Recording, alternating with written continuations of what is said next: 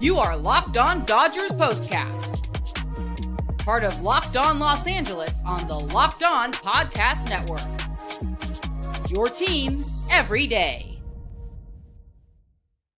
What is up? Welcome to the Dodger Postcast. It is a late one, so I figured let's just get rolling. You know, I was hoping to get rained out. It was, God, 8 o'clock it started. Like, please just rain it out. I don't feel like waiting all night. But here I am. It ended up being a good game when it was all said and done. I'm Pete Fox. This is the Dodger Postcast on the Locked On Sports LA YouTube channel. Place to hang out when every game is done. And you can listen to us on the Locked On Dodgers podcast feed. Wherever you find your podcasts, I've been covering sports in LA since 2007 for both ESPN LA and NBC Sports Radio. Dodgers tonight, an interesting tale of the tape, if you will. Delayed for, I guess, a little over 2 hours. Supposed to start around 6:10. Didn't end up getting rolling till about 8. And you could definitely tell that it was chilly there at the Ravine, seeing the players' breath and the fans all wrapped up in blankets. It was a chilly one. Tonight's show brought to you by FanDuel. Make every moment more. Right now, new customers get $150 in bonus bets when you win a $5 bet, and that's guaranteed. Go to FanDuel.com/lockedon to get started. That's FanDuel.com/lockedon to get started. Gavin Stone got the start tonight and was perfect through 5. Surprisingly, though, didn't have any, I shouldn't say any. He had 3 strikeouts. Generally speaking, when a guy's dealing like that and is working on a no-hitter perfect game, he's striking people out left, right, and center. He was not doing that tonight. Through 5, he had just 3 strikeouts, and one came a little bit later in the 6th inning. I guess I have to say I was surprised to see that the Dodgers, Dave Roberts, powers that be, allowed him to come out for the 6th inning. I'm sorry, for the 7th inning. I wasn't surprised that they let him come out for the 6th inning because he had a perfect game working. But, you know, wouldn't be the biggest surprise in the world if they yanked him after 5. So, yeah, Stone's best start for sure, Craig, and gets his first win as a Dodger. And it felt good. I mean, it was not surprisingly overpowering, but it was definitely dominant, right? I like I said, little surprised that they let him come out for the 6th inning. The 7th inning rather, throwing a lot of sinkers, fastballs, obviously a big part of his arsenal, but the sinker was working for him tonight. And he got Machado on a ground ball in the 7th, thanks to Freddie Freeman, who made an awesome play on defense at first base, like a third baseman had to at the hot corner. 106-mile-an-hour ground ball off the bat of Machado, and Freddie gloved it for the first out. Then he got Jurickson Profar on a looking strikeout. Kim then doubled. Wade then with a base hit, and that made it 4-2, and that would be the end of the night for Stone. So all in all, a good performance, and I thought the hook came at the right time, but I was definitely happy and surprised to see that Dave Roberts and whoever makes the decisions on the pitching moves allowed him to come out for the 7th inning. I did not want to be sitting here right now talking about pulling him with a no-hitter or a perfect game or something like that. So I guess ultimately I'm kind of happy that he gave up a couple of hits there, but a solid outing for his first win. 6 2/3 all in all. He gave up 2 runs on 5 hits. All of those hits coming in that 6th frame there, striking out for 88 pitches, which I believe was 1 or 2 more than the most he had thrown all night. In the end, the Dodgers win at 5-2. Padres kept battling, didn't go away, and the Dodgers ultimately had to kind of open it up and score some runs, and they did that with a Mookie Betts single. Mookie was great tonight as usual. 3 hits all in all, 2 RBI, and the game winner as well. Good defense around the diamond. James Outman had a nice play early in the game, and then one late in the game as well, tracking down a deep fly ball. Mookie Betts made a nice ranging play at shortstop to his right to keep the perfect game going along. So I guess, after the wait, it was really worth it. And the Dodgers kind of got started late, kind of the opposite of last night. They got started early last night, scoring 7 runs in the first 3 innings and then went to sleep. Tonight they were asleep in the beginning of the game, and it makes sense, I guess, because they were delayed. It was cold and took them a while to kind of get warmed up and get going. So 1 for 17 with runners in scoring position before that 6th inning when they started to put some numbers on the board. Muncy got hit by a pitch to get on base. Then Kike Hernandez, a little cue shot. Kike had a good game, couple of hits, I believe. Yeah, 2 for 4. And Craig, who loves to bash the bottom of the lineup, cannot do so tonight because the bottom of the lineup was very good and really responsible for this win. Of course, Mookie Betts had a couple of RBI, but knocking in those guys at the bottom of the lineup who were all pretty decent tonight. And that's really, as Joe and EK were saying during the game, you don't need much from the bottom of the lineup. They moved Muncy down, moved Teoscar up a little bit. So Muncy's batting 6 now. He was 0 for 2, but did have an RBI on a sac fly. James Outman 1 for 4 with the run score. He scored that first run of the game on the Mookie Betts single. Kike Hernandez 2 for 4 with the run scored, and Gavin Lux squared up a couple tonight, but had only 1 base hit, run scored, and an RBI. The RBI was just absolutely laced at the second baseman. And as I've said, through the struggles early in the season from Gavin Lux, he's at least had a nice swing and looked very good at the plate. That came in the 6th inning, that RBI single, scoring Muncy to break the 1-1 tie. Then Mookie Betts, another RBI single, his 3rd hit of the night to make it 3-1. Then RBI sac fly for Ohtani. Just missed hitting the home run. That made it 4-1, and it felt like at that point the Dodgers were comfortably in front.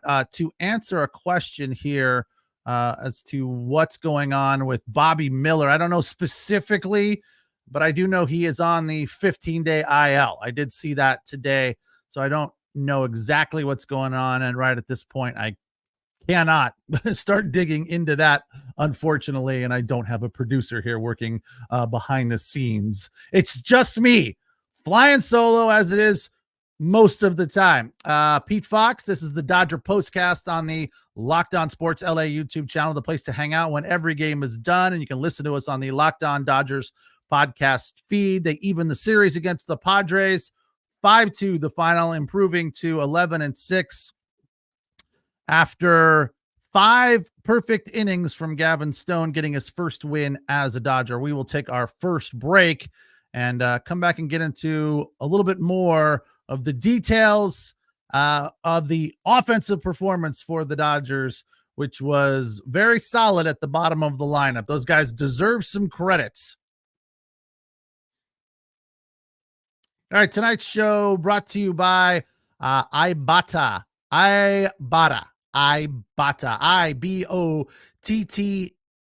Spring is here, so it's out with the old and in with the new, but don't splurge on anything new without getting cash back in return when you go out shopping. Ibotta is a free app that gives you the most cash back every time you shop on hundreds of items, from groceries to beauty supplies to toys, so you can make sure when you're beating inflation no matter what you are purchasing. The average Ibotta user earns $256 a year buying stuff that they buy anyway. That could cover the cost of an entire shopping trip, a flight that you've been looking at, or some fancy dinner plans for you and your significant other. Ibotta, join the over 50 million users that earn cash back every time they shop. from over 2,700 brands and retailers, including all your favorite grocery stores, Lowe's, Macy's, Sephora, Best Buy, and more. Right now, Ibotta is offering listeners $5 just for trying Ibotta by using the code LOCKEDONMLB when you register. Just go get the app at the Google Play Store or download it free. Ibotta to start earning cash back and use the code LOCKEDONNBA. So it's the App Store or the Google Play Store, and you're looking for Ibotta, IBOTTA, in the Google Play Store and the App Store. And don't forget the code LOCKEDONMLB for $5 back just for trying.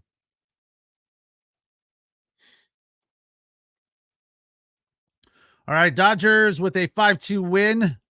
Scoreless through 5 because Gavin Stone was throwing a perfect game, and I think they took a little while to kind of get going, and they were just probably a little cold and sleepy, and it all kind of makes sense when you're delayed over 2 hours. So they put up 3 in the 6th, and then the bullpen took over from there when Gavin Stone was pulled. And I thought tonight they were all very good. Nothing to complain about here. Michael Grove came in for that third of an inning and took care of business, getting that third out. Then Daniel Hudson came in the 6th, and he was fairly dominant. Zeros across the board, striking out the side, which was fantastic. I believe it was, where did I write that down? 3 Ks swinging. I thought he had one looking in there, but he did not. The high heat had nice movement, so it wasn't just right down Main Street. He was working the fastball, but it had movement, and it was live. He had a live arm tonight. I felt very confident about Daniel Hudson. There was not that sort of because last night he was a little shaky, gave up a home run, and then Evan Phillips came in, gave up 2 hits in the 9th, but got the third out, got the save, and the Dodgers preserve the 5-2 win. As for the bottom of the lineup, as we were talking about, Teoscar Hernandez, I guess you could consider that the bottom of the lineup if he's batting 5th. Is that the bottom? It's late. I'm tired. I gotta be honest. That's technically the middle of the lineup with 9 guys, but Teoscar Hernandez still continuing to light it up. 1 for 3 with a run scored, a walk and a K, batting .292. Max Muncy had an RBI on a sac fly. James Outman 1 for 4 with a run scored, struck out 1 time. The thing about James, still, he's getting better when he's making contact, but his strikeouts they're just ugly, right? I'm sorry. I know he's my buddy's nephew and all, but his strikeouts for the most part are like he's a day late and a dollar short. He's flailing across the plate or check swinging or swinging at a ball in the dirt. And I don't know if there are good strikeouts. I feel like there are, like you were on it, but you just missed it. So I guess there's something to be said for, it just wasn't he had bat. And so you just go down in flames. And that's what James does most of the time, it seems like. But the good news is he's starting to square one up. Starting to make better contact, put the ball in play, batting average starting to get there, 184, on base 286, and the slugging is 327. Kike playing left field for Chris Taylor, who probably needed a night off. As I've said, I've praised Dave Roberts for keeping him in the game and letting him try to work through this, but at some point you got to give him a night off. Maybe a week off to get his head right, to try to figure out what's going on with that swing. The swing looks pretty good. I don't know if it's something else. Maybe he's injured. Like Bobby Miller was, last time out. Bobby Miller did not look good when he pitched. He was probably injured. It happens a lot. We hear this story frequently where guys will go out. They don't want to tell anyone they're injured. They go out and play, and they play poorly. And then before you know it, they're on the IL. Right? Sometimes that's a way of giving them time off without wasting the roster spot. So that happens frequently. And I guess don't be surprised if Chris Taylor shows up on the IL or something as he's trying to work through this. But Kike's been doing very well. 2 for 4, batting .219, 235 on base, and .219 slugging percentage. Gavin Lux 1 for 3 tonight with an RBI, a walk and a K. His average now at 174, and the swing is looking good. So not much to complain about. All in all, it felt like a very solid win for the Dodgers, right? Everything about this game felt very comfortable. As I said, Teoscar Hernandez, that single and a 2-base error was fun to watch. Joe called it Little League Baseball at its finest, but Teoscar singles to right, and then a throwing error gets him to third, and then Max Muncy with the sac fly gets him home. So they had a little bit luck going their way as well tonight. So everything pointing up for the Dodgers after a slow start in this game where they were scoreless through 5. And that was in large part because Gavin Stone was dealing 6 2/3, giving up just 2 runs on 5 hits, all of which came in the 6th inning because he was perfect through 5. And I guess I'm glad that they didn't have to have that issue of, he's thrown 92 pitches, we need to pull him with a perfect game or a no-hitter.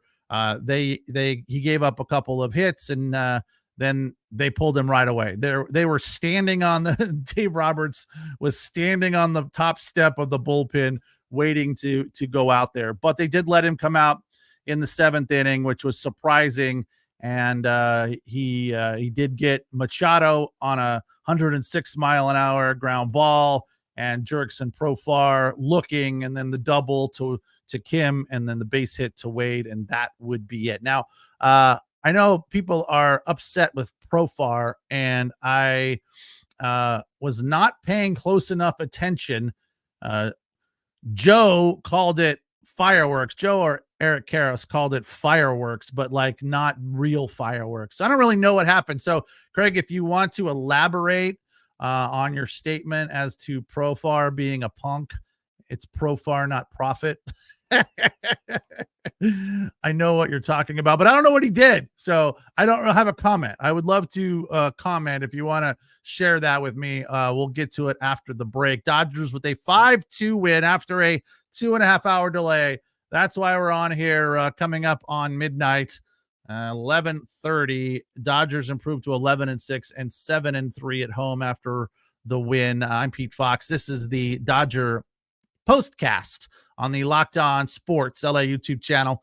Place to hang out when every game is done. And you can listen to us on the Locked On Dodgers podcast feed, where Jeff and Vince will be returning tomorrow after the Sunday night baseball game on ESPN.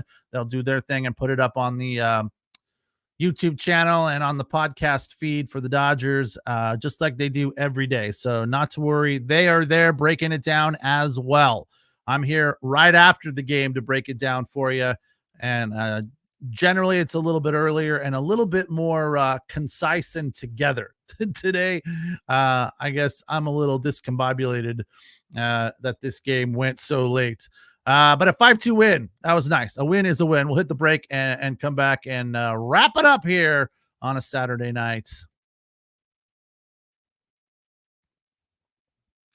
All right, tonight's show brought to you by FanDuel. FanDuel new customers get $150 in bonus bets with any winning $5 bet. That's $150 if your bet wins. Of course, we got one more day of the Masters. It's been fun betting on that. Pars, fairways hit, greens in regulation. You can bet on Scotty Scheffler's score. I think he's right at par right now for the final round, and he's atop the leaderboard at 7 under par. So if you think he's going to shoot better than par, which I do, I think he'll at least shoot 1 or 2 under, then you would go under. If you don't, then you would go over. They had Rory McIlroy's birdies at 4.5, and Rory's not been making a lot of birdies. So to me, that seemed a little bit like a gift. Going under 4.5 birdies, but there are also quick bets, live same game parlays with the NBA postseason right around the corner. Regular season wrapping up tomorrow, which means NBA playoffs begin this coming week. There's also exclusive props and a whole lot more. Just visit FanDuel.com/lockedon and shoot your shot. FanDuel, official sportsbook partner of the NBA. Tonight's show also brought to you by our friends at LinkedIn Jobs. LinkedIn Jobs is very helpful to anyone that owns a small business. They have created the tools that help you find the right professionals for your team faster, intuitively, and more than anything, free. It's not just another job board. LinkedIn Jobs has a vast network of more than 1 billion professionals, which makes it the best place to hire. And hiring is easy when you have that many quality candidates. So easy, in fact, that 86% of small businesses get a qualified candidate within 24 hours. It's why small businesses rate LinkedIn Jobs #1 in quality hires versus leading competitors. LinkedIn also knows that small businesses are wearing so many hats. You're probably you're running the business. You're the CFO as well as the CMO, Chief Marketing Officer. You're wearing a lot of hats. You're doing a lot of things, which means you probably don't have a lot of time or resources to hire. Thankfully, with LinkedIn, the process is intuitive, quick, and easy. Post your job for free at linkedin.com/LockedOnNBA. or Locked On MLB. That's linkedin.com/LockedOnMLB to post your job for free. Terms and conditions apply.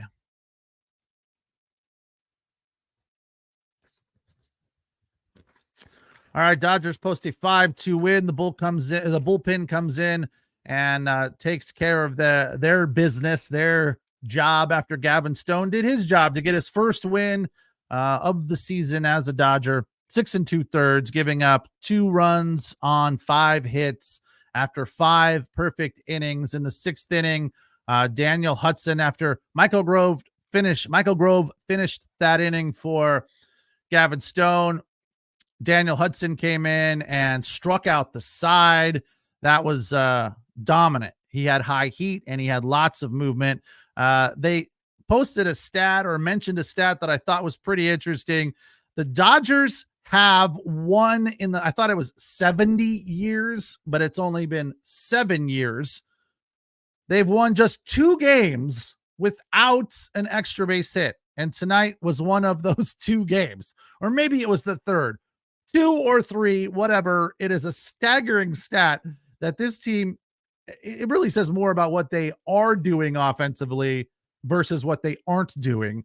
But 2-39 over the last 7 years without an extra base hit. So another remarkable thing about tonight's game, that it was all about knocking the ball around the yard, singles, station to station, kind of old school baseball.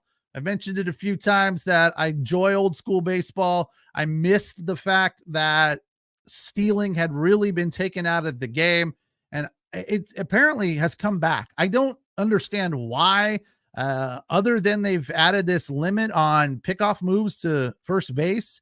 It doesn't seem to make sense to me, equate to why it's caused people to steal a little bit more, but it has, and that's good.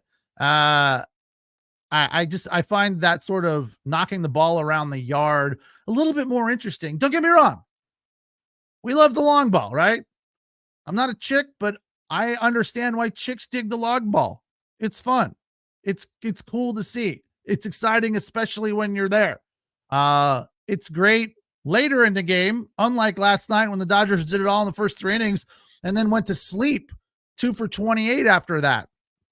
So tonight, they were asleep in the beginning of the game and woke up at the end, but just singles all over the place. And that's fine, right? That's exciting. Station to station baseball is exciting. They've been playing defense as well, and that's solid. I forgot to mention, during the perfect game, the first thing before the hit came a walk against Gavin Stone to break up the perfect game, but the no-hitter was still intact. And right after the walk, a very sweetly turned 5-4-3 double play. Muncy to Lux to Freeman. And I know this is going to make me sound stupid when I say this, but I've always argued that should put the perfect game back into place, right? Because he gave up a walk. It wasn't a hit. It was a walk. And to me, a perfect game is 27 up and 27 down, right? 3 up, 3 down every inning. So if you walk a guy and then you roll a double play, it's still 27 up and 27 down. I know it's not going to change anyone's mind, but it should still be a perfect game, I believe. Craig has the answer here to what's going on with Bobby Miller. Right shoulder inflammation. Uh-oh. Hopefully it's not a bad thing. So Jurickson gave a dirty look like he was going to charge the mound on an inside pitch. That's baseball. Come on, Craig. Is that all he did? I don't know. I don't have a problem with that, I don't think. Maybe I do. Let me think about this and I'll get back to you tomorrow. I don't know. I'll go look it up. I'll watch the video. I'll have a response to how I feel about Jurickson Profar's dirty look. I do know that the Joe Kelly, who did Joe Kelly have the dirty look with a few years back in the playoffs? Can't remember now. God, my brain is just dead. But I remember that whole situation, and consequently, the guy that was involved in that situation with Joe Kelly has kind of been on my S list ever since. I've not been a fan of that guy. So, you know, sometimes these false bravado moves are nothing more than that. And sometimes they're just guys being douchey, right? So I don't know. Maybe Jurickson Profar is a douche. Who knows? But I'll have to look at it and get back to you on how I feel about Profar. I'm gonna leave that hanging up there in the air. But I guess it's you know, part of the game. It's part of the bravado and the, you know, you got to have confidence for yourself and all of that sort of stuff. I'm really, this Joe Kelly thing is killing me now. Dirty look. Who was the guy? Thought you'd be on that, Craig. What are you doing? You let me down. Joe Kelly. Bregman? Was it Bregman of the Astros? I guess so. That was the World Series, right? Yeah, that was. Yeah. I just don't like the Astros. It doesn't really matter who it is. But yeah, Bregman, I've never been a fan of Bregman since that whole thing with Joe Kelly. So I guess that could be my feeling about Profar moving forward. But I'll have to look and I'll get back to you on that tomorrow night. But as of right now, we're going to wrap this one up. The Dodgers with a nice win, a complete win across the board. A+ for Gavin Stone, 5 no-hit perfect innings, finishing with 6 2/3. Oh, yes, Craig, it is Correa. That's the other one, another Astro. Yeah, it happened with Bregman and Correa for sure. Oh, yeah, I've never been a Correa fan. I didn't like him before that. I liked him even less after that. He's a little whiny, you know what. But we'll see about Profar. I'll get back to you on that tomorrow. But Gavin Stone, 5 perfect innings, 6 2/3 for the win. He gave up 5 hits and 2 runs while striking out 4. Cosgrove takes the loss, and Evan Phillips gets the save. Dodgers improved to 11-6, 7-3 at home. Padres drop a game below 500. They're now 8-9 and 3-3 on the road after the 5-2 win for the Dodgers. Thank you guys for joining me here late after this rain delay. And thanks for watching us on the Locked On Sports LA YouTube channel and listening on the Locked On Dodgers podcast feed. I will be back with you tomorrow after the 4:00 start, the rubber game of this series as they split the first 2. Dodgers and Padres wrap it up tomorrow at the Ravine. Again, first pitch, 4:00 on ESPN. It'll be Yu Darvish first versus the Big Maple, James Paxton. I'll talk to you afterwards. Thanks so much. Have a good Sunday and enjoy the baseball and the final round of the Masters. Take care. Talk to you tomorrow.